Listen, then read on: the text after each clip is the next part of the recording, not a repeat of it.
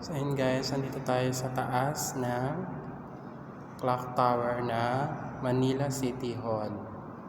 So yun yung mga clock nila, kung saan siya nakapunta yung mga clock, kung saan siyang lugar nakaharap.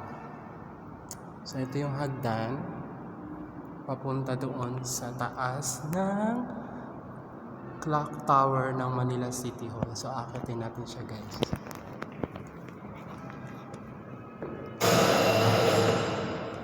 So yun, normal lang yun kasi umiikot yung kamay ng orasan.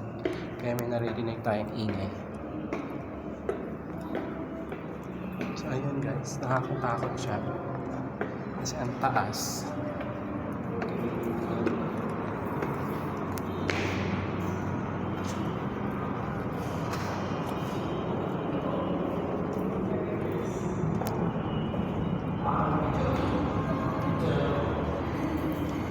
Ganito